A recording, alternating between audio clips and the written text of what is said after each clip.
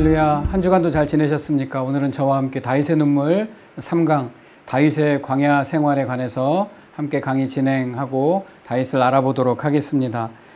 우리가 지난 시간까지 알아본 대로 다윗은 도망자의 삶을 살았습니다. 그런데 이 다윗의 인생을 도망가는 삶이었지만 그 길에 이렇게 두 가지로 구분되는 것을 우리가 볼 수가 있었죠. 다윗의 길과 사울의 길, 그리고 하나님 나라와 세상 나라가 이렇게 구분되어지는 것을 우리가 볼 수가 있었습니다. 다윗은 그 눈물을 흘리는 도망자의 삶을 살고 있지만 하나님께서 다윗의 삶을 통하여서 하나님의 계획과 뜻을 이루어가고 있음을 우리가 알 수가 있었습니다. 오늘은 이제 이 다윗의 광야 생활이 어떻게 시작되고 또 그것이 우리에게 어떤 메시지를 주는지 함께 알아보도록 하겠습니다. 먼저 이제 다윗이 도망의 여정에 서게 되는데 제일 먼저 다윗이 도망을 가는 곳이 노베 제사장 아히멜렉에게 피신하게 되는 장면입니다. 다윗이 노베 가서 제사장 아히멜렉에게 이르니 아히멜렉이 떨며 다윗을 영접하여 그에게 이르되, 다윗이 급하게 제사장 아히멜렉을 찾아갔는데 떨며 다윗을 영접했다라고 말합니다. 왜 아히멜렉이 다윗을 보면서 떨며 영접을 했을까? 아마 당시에는 다윗도 유명했고요, 사울왕의 그 광기도 너무나 유명한 것을 모두가 알았을 것입니다. 그러나 아히멜렉이 그 대권 주자들의 어떤 세력 다툼도 너무 잘 알았겠지만 그런 두려움보다는 다윗에게 하나님이 역사하시는 그것을 알아서 어쩌면 이런 모습으로 다윗을 영접하지 않았을까라는 생각이 듭니다. 차기 왕권 주자 다윗, 아히멜렉은 하나님의 뜻을 다윗을 통해서 보고 있었을 수도 있습니다. 다윗은 이렇게 성소가 있는 곳으로 먼저 도망을 간 것은 당시에 성소는 사람의 생명을 살리는 곳이었기 때문에 그렇습니다. 그리고 아히멜렉은 이 성소에서 이 다윗의 생명을 살려주는 일을 우리에게 이제 이 사건을 통해서 보여주고 있습니다. 하지만 다윗은요, 어떤 목적을 가지고 여기에 간 게 아니에요. 그냥 도망가다 보니까 아히멜렉에 간 것 뿐이었습니다.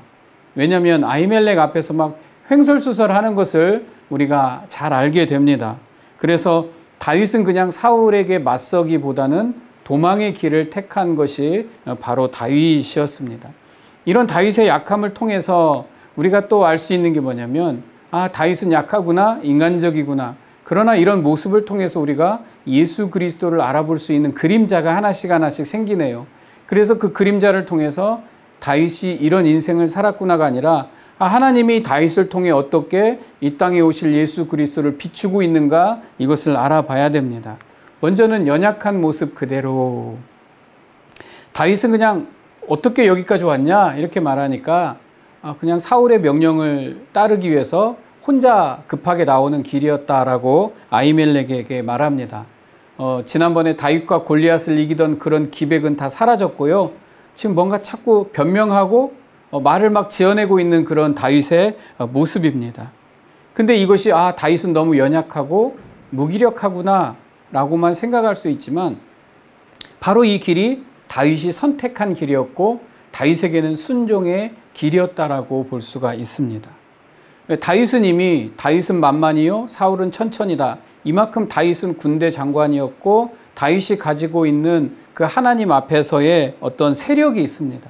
그 세력을 가지고 하나님 앞에 군사적인 반기를 들 수도 있었지만 다윗은 그것을 택하지 않았어요. 그냥 사울에게서 도망치는 것을 택하게 됩니다. 예수님께서 제자들에게 말합니다. 내가 12 군단도 더 되는 군사를 동원할 능력이 있는 걸 너희들이 알지 못하느냐? 그러나 내가 하나님의 뜻에 순종한다라고 말했듯이 어쩌면 이 다윗이 연약하게 도망한 것, 무기력하게 도망한 것이 결국은 다윗이 선택한 선택이고 또 순종이었다라고 볼 수가 있는 것입니다. 그리고 이렇게 도망한 또 다윗의 모습을 통해서 볼 수 있는 예수 그리스도의 그림자는요, 예수님께서 이 다윗의 사건을 비유로 사용하시기 때문에 그렇습니다. 다윗은 며칠 동안 내가 식사도 못했으니까 먹을 것 좀 달라 이렇게 제사장 아히멜렉에게 말합니다. 그런데 진설병 성소에 있는 그 떡 5덩이를 좀 나한테 주면 어떻겠습니까? 라고 이렇게 요청을 하는 장면이 나오게 되죠. 사실 이 진설병이라고 하는 그 성소에 모셔지는 떡은 일반 사람들이 그냥 먹을 수 있는 떡이 아닙니다. 레위기 20장 8절 9절에 보면 안식일마다 이 떡을 여호와 앞에 항상 진설할지니 이 떡은 아론과 그의 자손에게 돌리고, 이거는 제사장들만 먹을 수 있는 떡이죠. 율법적인 부분입니다. 그런데 다윗이 너무 배가 고프니까 정 먹을 게 없으면 성소에 있는 그 떡이라도 좀 나한테 주면 어떻겠냐라고 말하죠. 아히멜렉은 이 말도 안 되는 소리를 그대로 들어주고 다윗에게 그 떡을 주게 됩니다.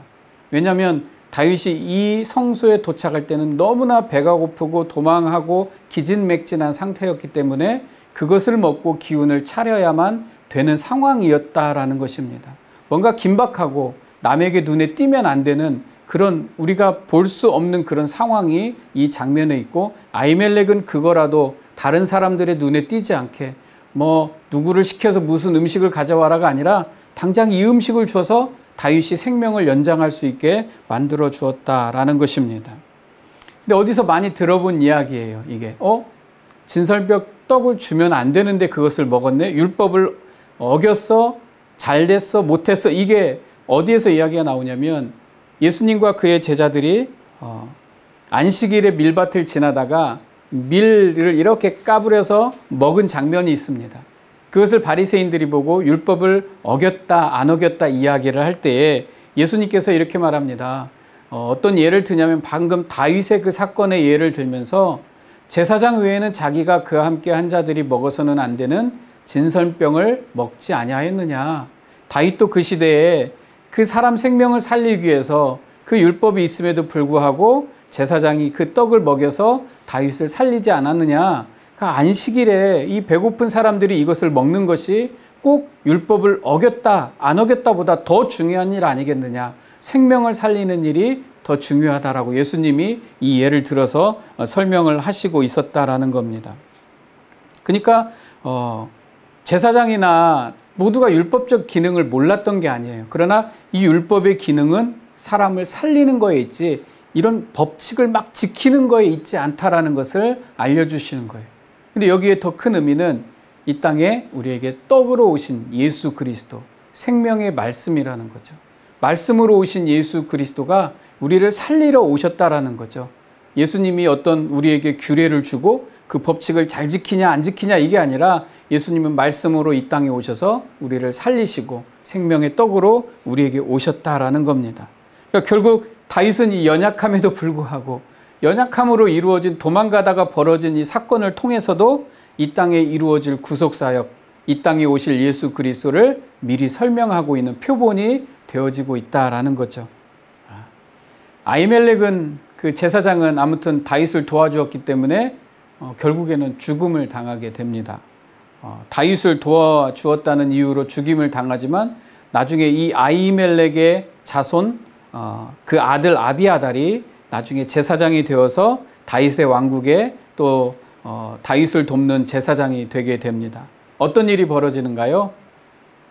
다윗과 요나단이 아주 친한 사이였지만, 우정을 나눈 사이였지만 요나단은 사울의 길을 가고 다윗은 다윗의 길을 가듯이 아히멜렉이 비록 이렇게 다윗을 도와주어서 죽음을 당하게 되었지만 그 자손은 결국 다윗의 길에, 다윗의 반열에 서게 되었다는 겁니다. 이것이 바로 하나님이 우리에게 주신 축복이다라는 것.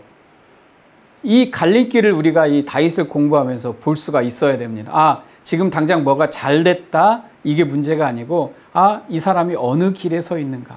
아히멜렉은 다윗의 길에 서게 되었다라는 겁니다. 자, 다윗이 이제 배가 좀 불렀네요. 그래서 이제 물어봅니다.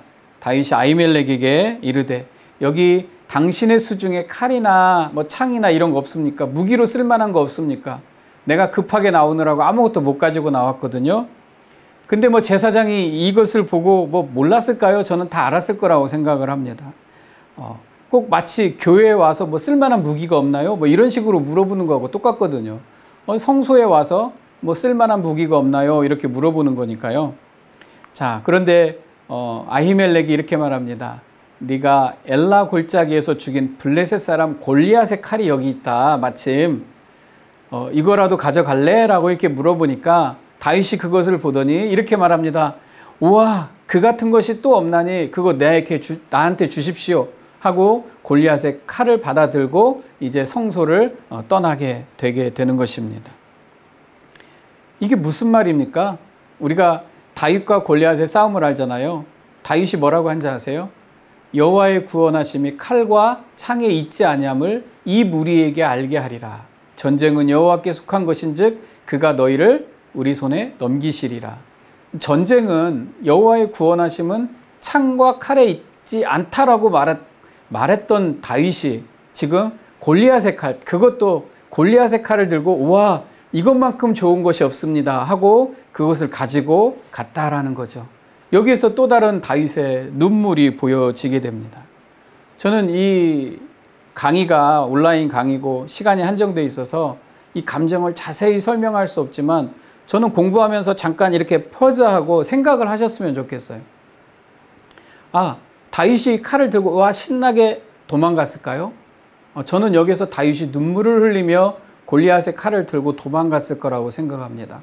내가 하나님을 신실하게 믿고 모든 전쟁은 하나님께 속했고 여호와의 구원하심이 칼과 창에 있지 않다라고 말했던 다윗이 골리앗의 칼을 들고 도망간다는 거죠. 너무나도 인간적이 되었고 너무나도 약해졌고 그런 모습이 지금 다윗이 처한 현실이다라는 것입니다. 넘어지고 자빠지는 다윗의 모습을 봅니다. 아마 다윗은 한 손에는 골리앗의 칼을 들고 눈물을 훔치면서 도망을 갔을 것처럼 저에게는 연상이 되거든요. 그런데 다윗이 위대한 게 아닙니다. 다윗을 자꾸 보면서 우리는 다윗의 연약함을 찾게 되고요. 그러나 위대하신 것은 다윗이 아니라 하나님이십니다. 왜? 다윗의 그 부족한 역사, 흘러가는 역사를 잡아서 다윗의 인생 속에 하나님의 구속사를 이루어 가시는 분이 바로 하나님이시기 때문에 우리는 다윗을 공부하면서 하나님의 위대하심을 발견해야 이 강의를 제대로 듣게 되는 것입니다. 그래서 그 줄기를 놓치지 말고 이 강의를 따라오셨으면 좋겠습니다. 자, 이렇게 다윗이 제사장 아히멜렉 성소로 도망을 갔을 때 이 다윗을 통해 보여주는 이 성소가 가지는 진실된 의미가 있습니다. 예수님께서는 다윗의 연약함 때문에 율법이 어겨졌다 이런 것을 이야기하지 않았어요. 오히려 그럴 수밖에 없지 않았느냐, 그 상황에서 한 사람이 살아야 되는데 율법을 지키는 것보다 한 사람이 살아나는 것이 더 중요하지 않냐라는 식으로 예수님께서 말씀하셨습니다.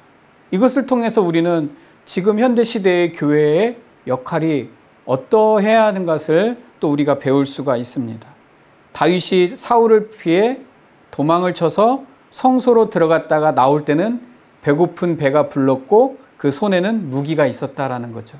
즉 성소에 들어갔다 나오면 우리는 배가 불러야 되고 우리는 칼을 얻는 장소가 되어야 된다는 또 다른 의미입니다.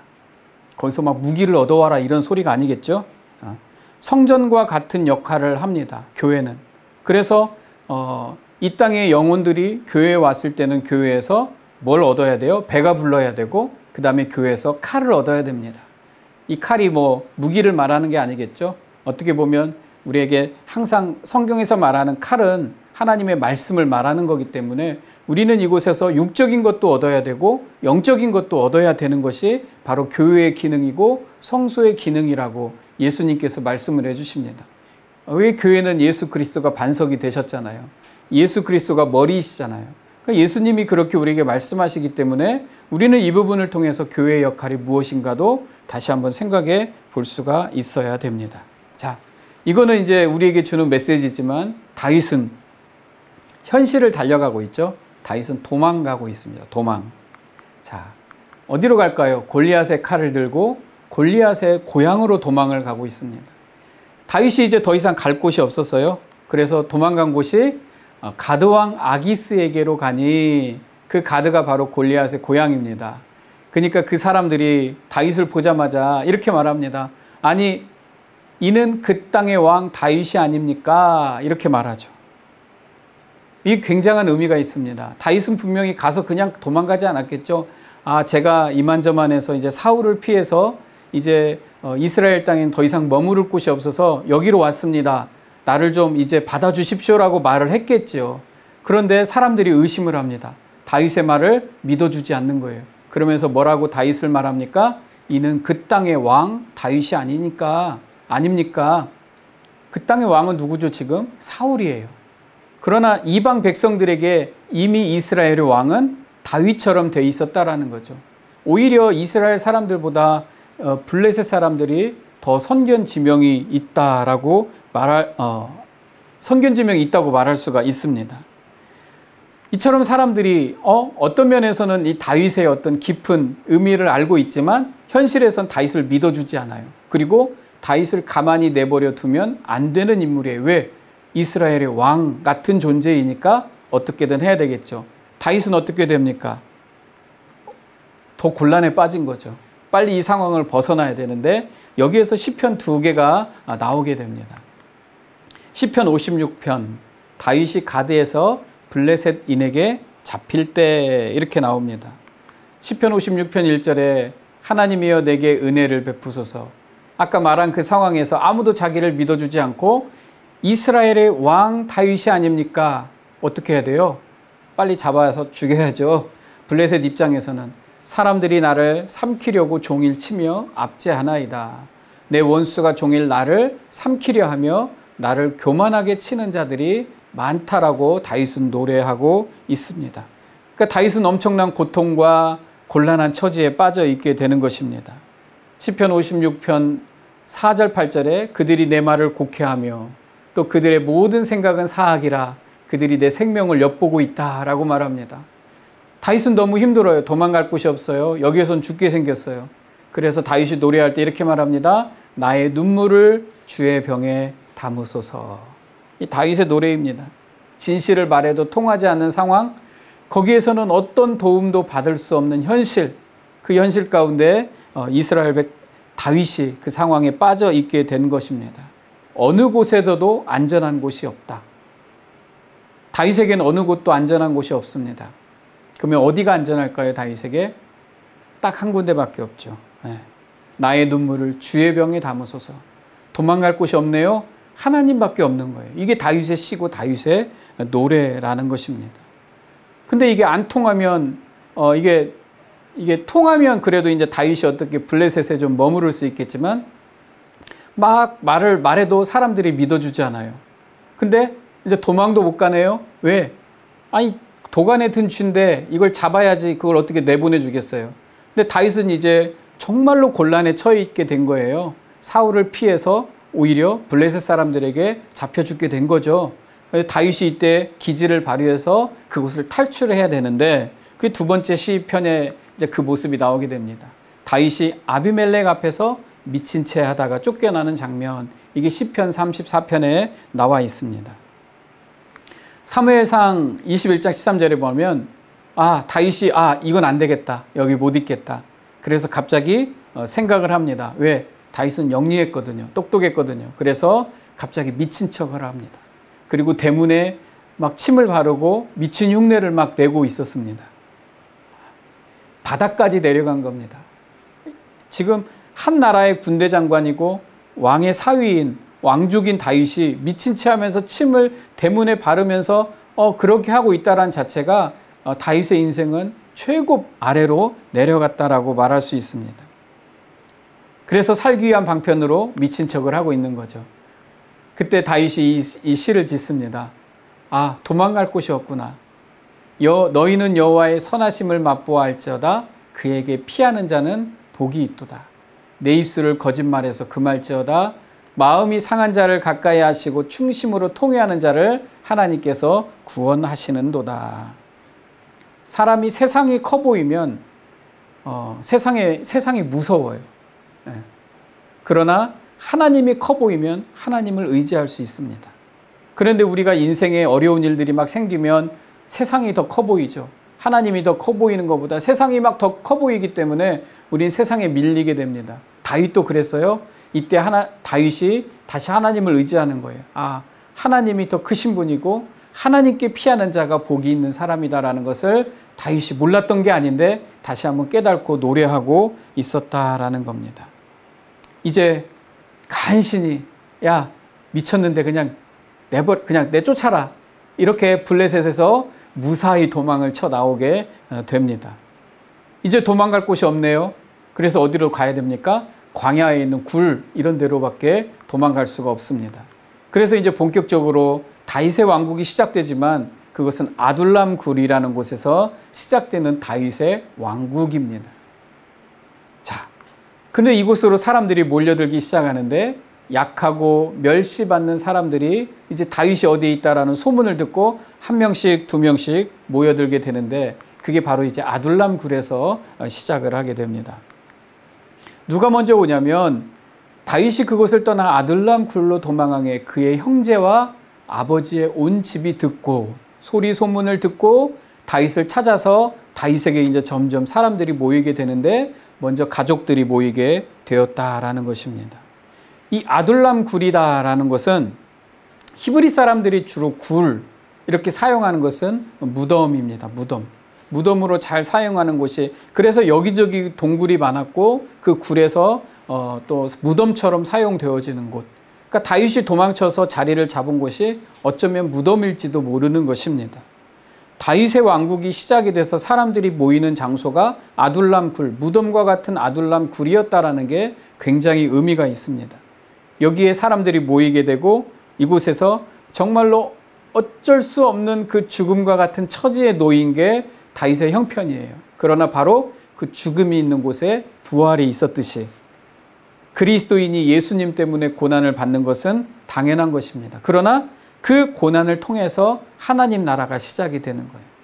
다윗이 처음 이제 도망가서 아둘람 굴에 모이기 시작했지만 이게 바로 다윗의 나라, 하나님 나라가 시작되는 바로 시작점이 바로 이 무덤에서 죽음에서 시작이 되었다라는 겁니다. 이 죽음을 통하여서 우리에게 부활이 임하는 겁니다. 고난을 통하여서 하나님이 일하시고 우리에게 하나님의 은혜와 하나님 나라를 이루게 하신다는 사실을 우리는 꼭 기억을 해야 됩니다. 그래서 우리에게 주어지는 고난, 이것은 하나님이 일하시는 시작이다라고 말할 수가 있기 때문에 이 강의를 듣는 어떤 성도님 누구라도 내가 혹시 고난 가운데 있다라면 그냥 이것이 하나님이 내가 벌을 주신 거다라고 생각하지 마시고 하나님이 이 고난을 통해서 일하시는구나. 바로 십자가의 자리에서 구원의 역사를 이루시고 부활의 역사를 이루신 그 하나님을 기억하면서 힘을 내시기를 주님의 이름으로 축복합니다. 자, 이제 또 아둘람 굴에는 다윗의 형제와 아버지의 온 집이 모였습니다. 다윗의 형제들이 이제는 어떤 모습으로 어떤 마음으로 다윗을 대하고 있을지 모르지만 사울이 그 집안을 가만히 내버려 뒀을 리가 없잖아요. 그렇기 때문에 그 가족들은 피난을 했어야 됐고 그게 누구냐면 이제는 다윗에게 언더 다윗으로 다 모일 수밖에.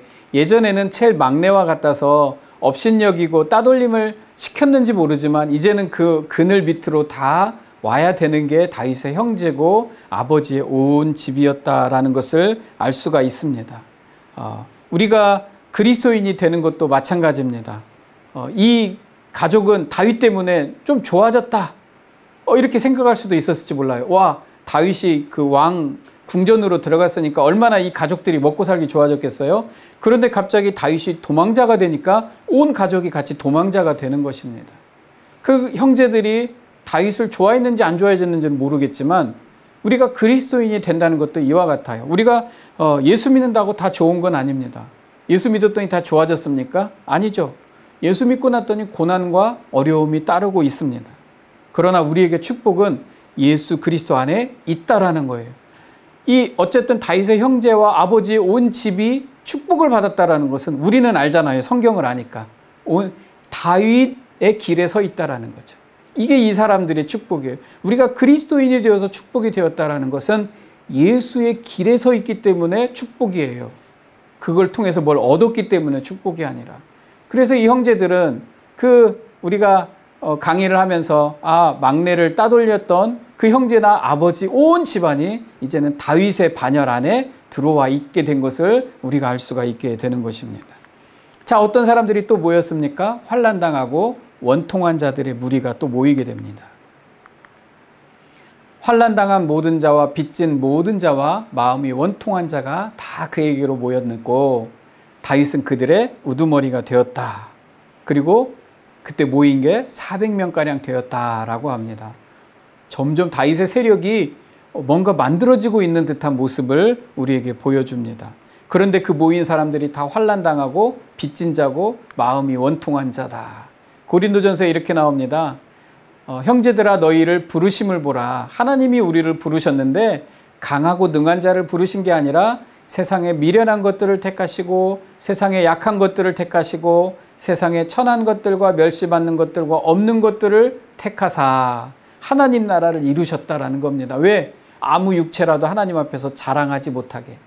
그러니까 다윗이 막 유능하고 다윗에게 모인 사람들이 막 정말 용맹한 용사들이라서 이 나라가 이루어진 게 아니라 다 환난당하고 빚지고 원통한 자들이 이렇게 하나둘 모여서 400을 이루게 되었다라는 거죠. 하나님 나라가 이루어져 가는 방법을 우리에게 보여주고 있는 것입니다. 자, 이때 다윗이 쓴 시가 또 하나 있습니다. 시편 142편, 다윗이 굴에 있을 때 지은 시입니다. 다윗이 이렇게 말합니다. 내가 소리내어 여호와께 부르짖어 소리내어 내 원통함을 그 앞에 내 우환을 그의 앞에 진술하는도다. 하나님이 자기의 원통함과 억울함을 다 하나님 앞에 다윗이 이렇게 다 내어놓고 있다라는 거죠. 나의 부르짖음을 들으소서. 왜요? 자기는 너무 힘들고 어려운데 자기 하나도 건사하기 힘든데 사람들이 자기에게 모여들고 있으면 그 책임감이 얼마나 크겠습니까? 다윗이 지금 그 얘기를 하고 있는 거거든요. 그 책임감과 그 앞에 하나님 앞에 다 부르짖어서 그 굴 안에서 하나님 앞에 기도하고 노래하는 다윗의 모습을 우리에게 보여주고 있습니다. 사람들이 모이면 다윗은 이제 엄청난 그 책임감에 어깨가 무거웠을 겁니다. 자, 이런 상황 가운데 다윗은 하나님께 기도하고 하나님을 찬양했다라는 것을 알 수가 있습니다. 이제 근데 다윗에게 하나 가시처럼 느껴지는 게 있어요. 그게 뭐냐면 부모님이에요. 부모님. 다른 형제들은 젊으니까 그래도 나이가 좀 있지만 부모님은 좀 나이가 있을 거 아니에요. 그래서 다윗이 모압 왕에게 부모를 맡기는 장면이 나오게 됩니다. 다윗이 거기서 모압 미스베로 가서 모압 왕에 나아가서 우리 부모님하고 좀 같이 우리 부모님을 좀 맡아주십시오 이렇게 말을 합니다. 근데 모압 왕이 흔쾌하게 다윗의 부모님을 딱 인정하고 받아들이는 모습을 볼 수 있고요. 그리고 다윗이 그곳에 한동안 머무르는 것을 우리가 볼 수가 있는데 우리가 여기에서 어떻게 모압 왕이 갑자기 등장을 했을까라고 생각할 때 우리가 다윗의 족보를 조금만 따져보면 알 수 있어요. 다윗의 할머니는 룻입니다. 다윗의 아버지 이새의 할머니. 그러니까 다윗의 증조 할머니가 룻이죠. 룻. 보아스와 룻기 할 때 그 룻. 룻은 어느 나라 여인이었냐면 모압 여인이었어요. 여기에서 이것을 자세하게 설명할 수 없지만 분명히 연관이 있을 것이라고 추측을 합니다. 그러니까 다윗이 자기 부모를 모압 왕에게 맡길 수가 있었고 또 다윗의 그런 영향력이 모압에게도 그대로 미친다라는 것을 우리가 알 수가 있습니다. 그러니까 우리가 다윗을 공부할 때 이렇게 거미줄처럼 하나씩 하나씩 엮여지는 것을 끌어당겨서 하나씩 이렇게 엮어가면서 역사를 이렇게 이해하는 게 너무나 좋을 것 같습니다. 이 시간에 다윗의 스토리를 하나하나 스토리텔링으로 풀어줄 수는 없지만 이런 것을 가지고 다시 한번 다윗을 이렇게 이해하고 다윗의 이야기를 이렇게 이어나간다면 더 하나님께서 우리에게 말씀하시고자 하는 그것을 더 잘 이해할 수 있게 될 것입니다. 자, 모압 왕에게 딱 맡기고 다윗이 거기에서 좀 쉬었던 것 같아요. 왜? 너무나 도망을 다니는데 어느 다른 나라 모압이라는 왕이 내 부모도 받아주고 다윗도 거기에서 좀 잠깐 머무르게 해줬다는 것은 다윗이 좀 편했다라는 거죠. 근데 거기에 있는 시간이 꽤 되었던 것 같아요. 이때 등장하는 사람이 있습니다. 바로 선지자 갓이라고 하는 선지자입니다. 그래서 선지자가 나와서 다윗에게 말합니다. 너는 이 요새에 있지 말고 모압에 있는 그 미스베에 있는 그 요새에 있지 말고 떠나서 유다 땅으로 가라. 너의 그 무리들이 있는 그곳으로 돌아가라. 이렇게 말을 하고 있는 것이에요. 자, 왜 유다로 돌아가야 될까요? 분명한 이유가 있습니다. 첫 번째는 우리 고난의 자리에 있어야 된다는 거죠. 지긋지긋한 이 도망자의 삶에서 다윗이 벗어날 수 있는 방법이 모압 땅에 있는 거죠. 그러나 이 자리가 너가 있어야 될 땅이 아니다. 하나님의 뜻을 이루기 위해서는 그 고난의 자리에 있어야 돼. 네가 있어야 될 자리는 바로 그 고난의 자리다. 돌아가라. 이렇게 선지자 갓이 말을 해주고 있는 것입니다. 이스라엘 왕으로 부름받았는데 이스라엘에 있어야지 다른 곳에 있으면 안 되잖아요. 그래서 결국 다윗은 자기 지파 사람들, 자기를 위해 몰려든 사람들이 있는 그 땅으로 돌아가게 됩니다. 그리고 또 하나는 왜 다윗이 유다로 돌아가야 됐냐면 다윗도 환난당하고 빚진 자의 자손이었기 때문에 그렇습니다. 다윗의 증조 할머니 룻은 모압 사람이었어요. 근데 누구와 결혼을 하냐면 보아스와 결혼을 합니다. 이 보아스는 그냥 부자고 기업을 물을 자다 우리가 잘 알고 있는데 이 보아스의 족보도 한번 캐보면 이렇게 되어 있습니다. 보아스의 족보를 이렇게 올라가다 보면 야곱의 아들 중에 유다가 있어요. 야곱의 아들이 있는데 그 중에 유다를 아시죠? 그 유다가 이제 가나안으로 내려와서 살다가 한 여인하고 만나서 이방 여인하고 만나서 결혼을 하게 됩니다. 그리고 세 아들을 두었어요. 그런데 첫째 아들이 며느리를 놔두고 죽어버리게 됩니다. 유다에게 3명의 아들이 있는데 첫째가 결혼을 했는데 첫째 아들이 죽었어요. 그러면은 계대 결혼이라는 게 있어요. 옛날에는 이스라엘에 족보를 대를 이어야 되기 때문에 아들이 죽으면 그 다음 아들이 그 형수와 결혼해서 대를 잇는 계대 결혼이라는 게 있었는데 둘째가 그것을 원하지 않았어요. 그래서 피해버렸어요. 그래서 이번에 이제 셋째 아들이 이 첫째 며느리하고 결혼을 해야 되는데 셋째는 아직 너무 어렸어요. 그래서 이제 시아버지 유다가 이 문제는 내가 해결을 해주겠다 해놓고 아무런 신경을 쓰지 않았습니다.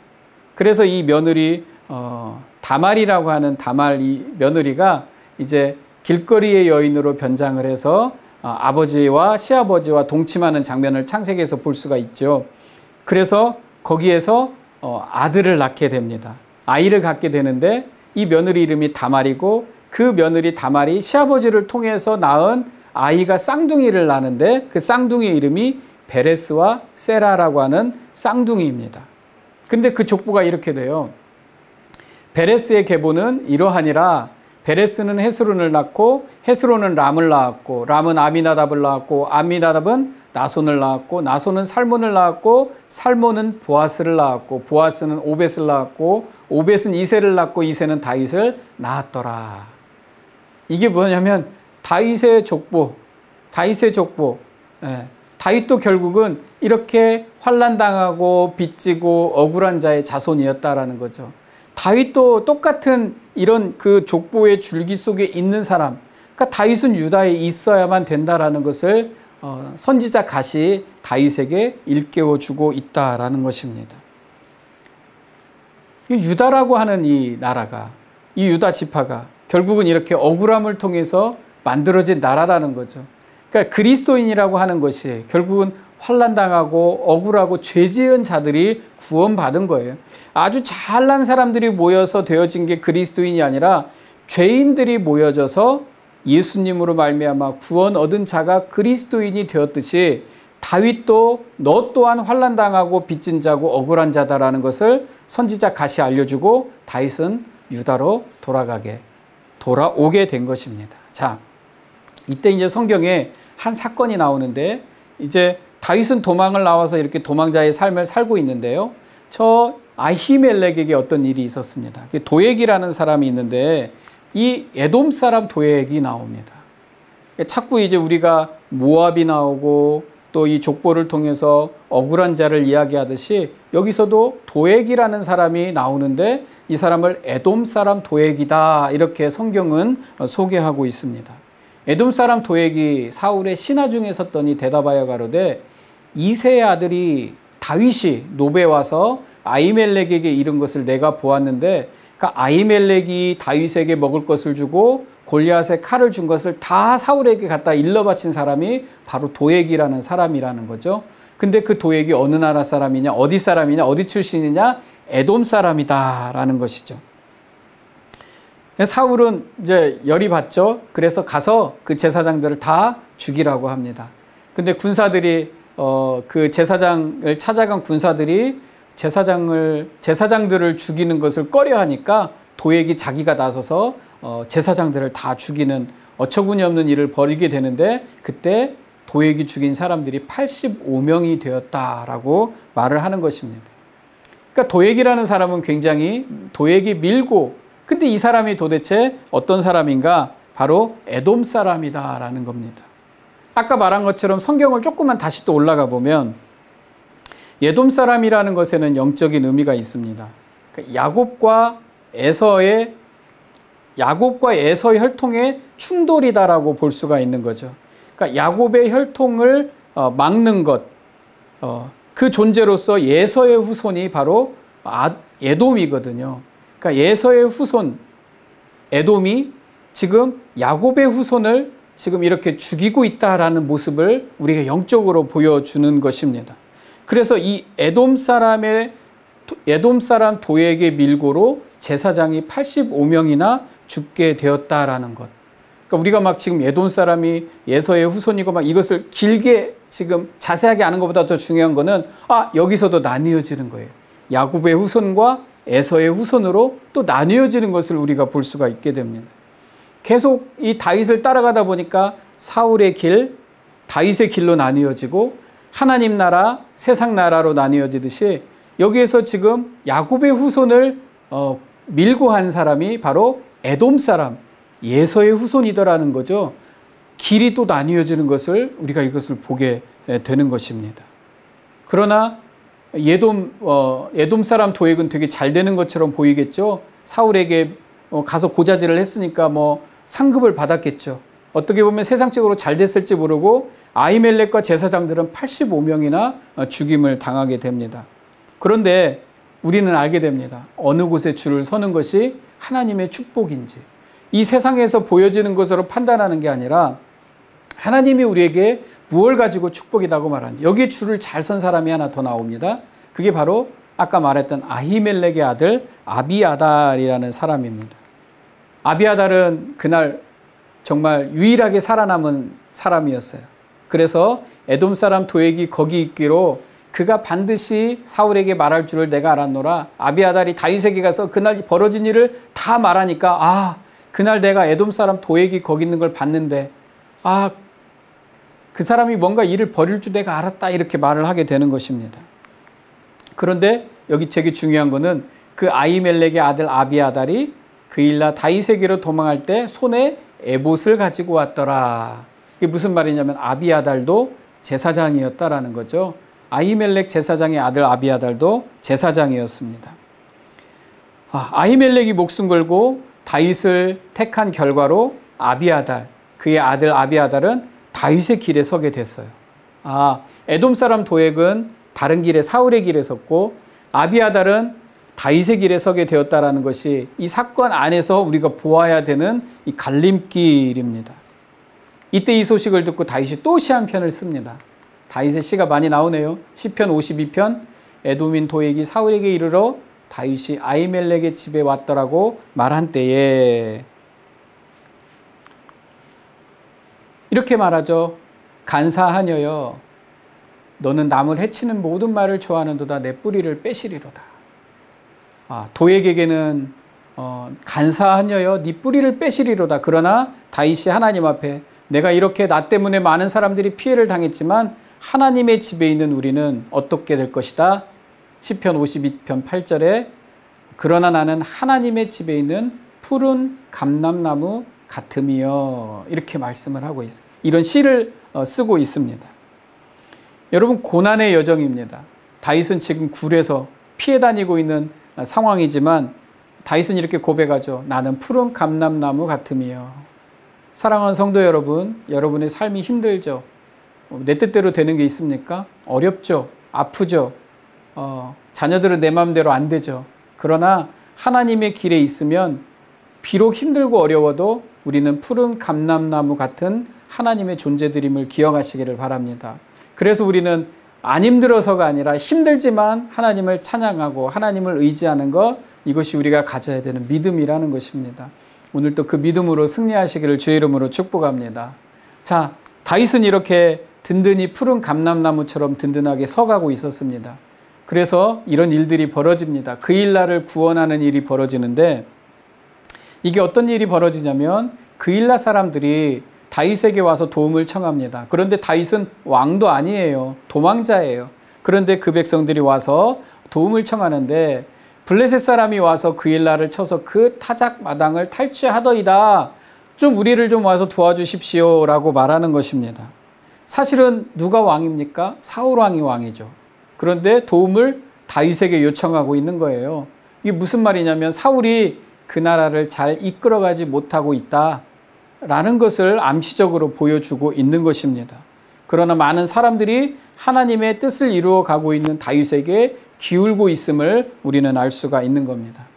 이때 다윗이 말합니다. 아니 내가 내가 대신 가서 이스라엘 백성을 구합니까? 사울 왕에게 가서 빨리 도와달라고 하지요. 이렇게 말하지 않고 다윗도 이제 때가 되었나 봐요. 하나님의 뜻을 구하는 다윗을 볼 수가 있습니다.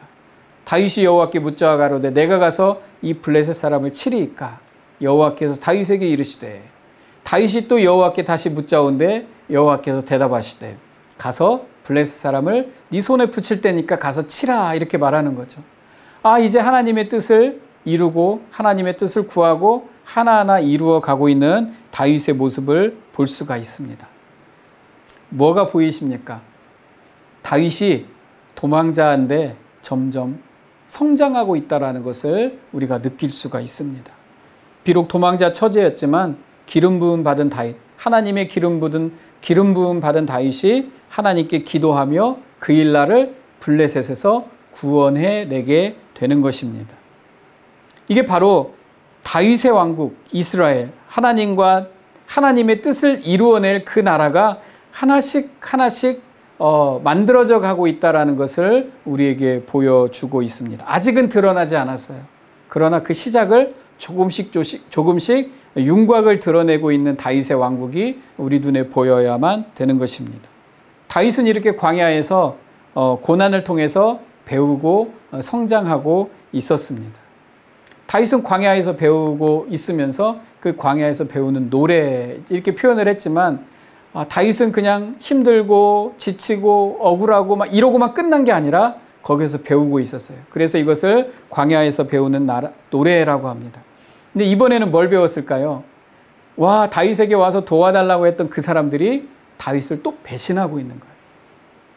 배신하고요. 누구는 가서 밀고 하고 고자질하고 다윗은 너무 힘들어요. 그러나 이것이 바로 광야에서 배우는 것들입니다. 그일라 사람들이 다윗이 그일라에 온 것을 혹이 사울에게 고하매. 다윗이 사울을 피해 이곳저곳으로 도망갈 때 꼭 사울에게 가서 이르는 사람들이 있었어요. 억울하게. 다윗은 자기가 정말 열심히 해서 그 민족과 그 백성을 구해주었음에도 불구하고 사울에게 가서 밀고하고 고자질하는 사람들이 있었다라는 것입니다. 그리고 사울은 다윗을 잡으려고 사람들을 보내게 되죠. 그러면 여기에서 또 다윗은 억울함을 느끼게 되는 거예요. 자기의 처절한 배신을 경험하게 됩니다. 그래서 또다시 광야에서 숨어 다녀야 되는 그 일을 또 했어야만 되는 거죠. 그러니까 다윗은 광야에서 뭘 배워요? 사람을 의지하지 말아야 된다는 거죠. 사람을 의지하는 게 아니에요. 사람은 덮어줄 존재지 의지하는 존재가 아니라고 그러잖아요. 그래서 다윗은 이 광야에서 뭘 배웁니까? 하나님만 의지해라.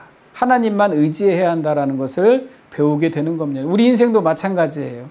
사람을 의지하는 게 아니라 사람은 사랑하는 존재고 우리는 하나님을 의지해야 되는 것입니다.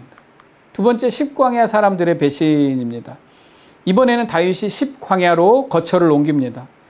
그곳에서도 또 다윗과 그의 사람 600명가량이 일어나 그일라를 떠나서 갈 수 있는 곳으로 갔는데 혹이 사울에게 고하며 또 사울에게 이르는 사람이 있어요. 또 10사람들에게 갔더니 또 그 사람들이 사울에게 나아가 가로되 다윗이 지금 광야 남편 하길라산 숲을 요새에 숨어 있습니다 라고 갖다 고에 바치는 모습들을 이렇게 볼 수가 있게 되는 것입니다. 다윗은 이렇게 계속 배신당해요. 다 도와줬는데 배신하고 가서 이르고 또 도망을 쳐야 되는 입장에 계속 놓여지게 되는 것입니다.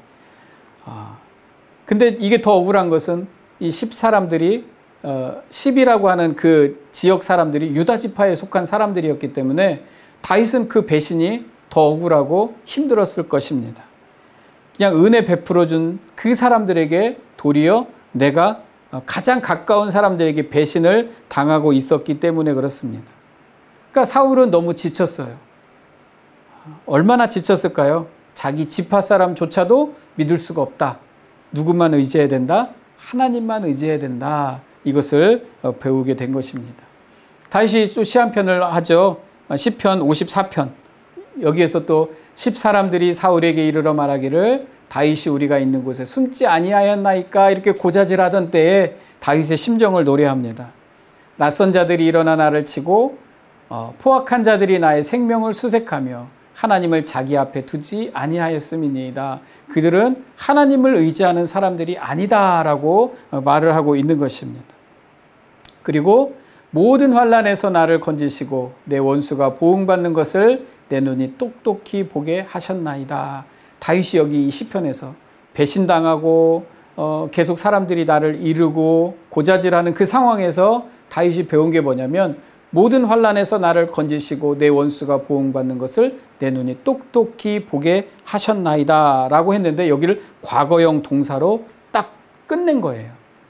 하나님이 나를 도와주실 것이다 라고 노래한 것이 아니라 하나님이 나를 도와주셨다 라고 이렇게 노래하고 있다라는 것입니다. 과거를 회상하는 게 아니에요. 그게 아니라 주님께서 하나님의 선하신 뜻대로 이루어 가실 것을 분명하게 그 믿음을 그 고백으로 확신하고 있는 게 다윗의 노래입니다. 그러니까 우리가 시편도 사실은 시간이 없으니까 이런 시편이 있습니다 라고 말하지만 시편을 보면 다윗이 성장하고 있는 모습을 볼 수가 있어요. 하나님 내가 힘들고 억울합니다. 도와주십시오 라고 하는 시가 이제 하나님께서 나를 도와주셨습니다.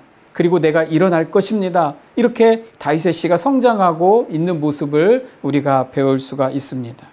그리고 다윗은 이 시를 통해서 나는 하나님만 의지할 것이다. 하나님만 바라봐야 되겠다라고 그 마음을 더 견고하게 다지는 모습을 볼 수가 있게 됩니다. 이 광야에서 배우는 노래 그리고 이 광야 속에서 준비되어지는 하나님의 나라입니다. 이제 바울은 이제 도망자 입장이니까 계속 도망을 다니는 거죠. 그들이 일어나 사울보다 먼저 시브로 가니라 다윗과 그의 사람들이 광야 남편 마온 황무지 아라바에도 가고 또 다윗이 거기서 올라가서 엔게디 요새에도 거하고 그러니까 정착지가 없어요. 여기저기 떠돌아다니는 게 다윗의 인생이었습니다. 그 사해 근처에 있는 엔게디 광야는 절벽과 절벽 사이에 동굴이 되게 많고 목동들이 가끔 요하는 그런 지역입니다. 그곳에 아마 자리를 잡고 있었습니다. 왜? 어디를 가나 다윗을 대적하고 다윗이 여기 있다 저기 있다라고 밀고 하는 사람들이 많았기 때문에 이렇게 굴로 절벽과 절벽 사이로 피해 다녔던 것이 이 다윗의 무리였습니다. 이 다윗의 그룹이었죠. 네. 도망자 신세를 면치 못해요. 다윗은 너무 힘들었겠다. 계속 도망 다니고 그런데 사람들이 점점 늘어나죠. 아까 400에서 600으로 늘어난 것을 우리는 볼 수가 있어요. 그냥 점점 눈에 보이지 않는 듯하지만 다윗의 세력이 점점 커지고 있는 것을 다윗의 힘이 점점 커지고 있는 것을 우리가 배울 수가 있습니다. 우리는 여기서 알 수가 있습니다. 다윗과 그의 사람 600명 가량이 일어나 그 일날을 떠나서 갈 수 있는 곳으로 갔더니 그리고 사무엘상 23장 24절에 사울이 매일 찾되 하나님이 그를 그의 손에 붙이지 아니하시니라. 여기서 알 수가 있어요. 물론 우리는 성경을 통해 스토리를 다 아니까 다윗은 모르니까 도망을 다니지만 절대 사울은 다윗을 이길 수가 없다라는 걸 우리는 압니다. 절대 사울은 다윗을 찾을 수 없다라는 것을 우리는 알아요. 왜? 하나님이 그를 사울의 손에 붙이지 않았기 때문에. 다윗은 견고하고 건재할 것을 우리는 너무나 잘 알고 이게 하나님의 뜻이거든요. 이 하나님이 이루어 가시는 모습입니다. 비록 도망자의 삶을 살고 있지만 우리가 어떤 형편에 있습니까? 어떤 어려움이 있습니까? 당장 미래가 보이지 않고 답답하죠? 그러나 우리가 하나님의 손에 하나님의 그림에 하나님의 그 역사의 프레임 안에 있다는 것을 기억하시기를 바랍니다. 절대 사울이 매일 찾아도 하나님이 다윗을 사울의 손에 붙이지 아니하듯이 하나님은 절대 하나님의 백성들, 성도를 사단의 권세에 빠지게 만들지 않습니다. 그래서 우리는 믿음을 가지고 이 세상을 이겨나가야만 하는 것입니다. 그런데 이것을 보면서 우리는 점점 하나님의 나라가 견고하게 세워지는 것을 볼 수가 있는데 거기에서 몇 가지가 있어요. 그게 뭐냐면 아까 말한 다윗을 유다 땅으로 가라 하고 말했던 선지자가 누구죠? 갓 선지자입니다. 그렇습니다. 선지자는 중요한 타이밍에 하나님의 말씀을 딜리버리하는 다윗의 아주 바로 옆에 오른손 역할을 하는 바로 선지자가 있고요. 그 다음에 아까 에봇을 들고 나타난 누가 있습니까? 아히멜렉 제사장의 아들 아비아달이 있습니다. 제사장입니다. 그렇죠? 그 다음에 또 누가 있습니까? 왕이 될 다윗이 있어요. 지금 한 나라를 이룰 삼박자, 제사장, 선지자, 왕, 이 세 명이 준비되어 가고 있는 모습을 우리가 이 도망자의 첫 번째 모습에서 우리에게 보여주고 있는 것입니다. 뭔가 준비되어지고 있어요. 선지자도 있고요. 제사장도 있고 왕이 될 다윗도 있어요. 하나님의 나라가 이렇게 준비되어지고 있구나. 이제 다윗의 나라가 서겠구나 라는 것을 우리가 알 수가 있습니다. 눈물을 흘리면서 도망가고 골리앗의 칼을 들고 내가 뭐 어떻게 이렇게까지 됐지라고 하면서 도망갔던 다윗이지만 그 인생을 통해서 지금 준비되어지고 있는 하나님의 나라가 바로 저와 여러분에게도 유효하다라는 겁니다. 하나님이 다윗에게만 이렇게 역사하시는 게 아니라 저와 여러분에게도 하나님의 성도들에게도 그렇게 역사하고 계십니다. 그래서 오늘 우리는 주님의 길에 온전하게 서 있어야 됩니다. 비록 인생은 힘들지만 비록 인생은 어렵지만 우리는 온전히 주의 길에 서 있을 때 하나님은 우리를 통하여 분명한 하나님의 나라를 이루어 가시게 될 것입니다. 이것을 믿으십니까? 다윗을 공부할 때는 그겁니다. 스토리를 알아가는 것가 아니라 이 스토리를 통해서 하나님의 나라를 준비하시고 만들어 가시는 그 하나님, 그리고 우리는 분명하게 그 하나님의 길에 서 있는 것이 이 공부의 포인트입니다. 오늘 또 이 공부를 하면서 하나님, 내가 분명한 주의 길에 서 있겠습니다. 힘들지만 주님만 바라보고 하나님만 의지하겠습니다. 결단하고 고백해서 그 하나님의 온전한 축복을 누리는 모든 성도님들 되시기를 주님의 이름으로 축복합니다. 다음 주에는 또 다윗의 광야 두 번째 시간 갖도록 하겠습니다. 오늘 또 수고 많이 하셨습니다. 감사합니다. 다음 주에 뵙겠습니다.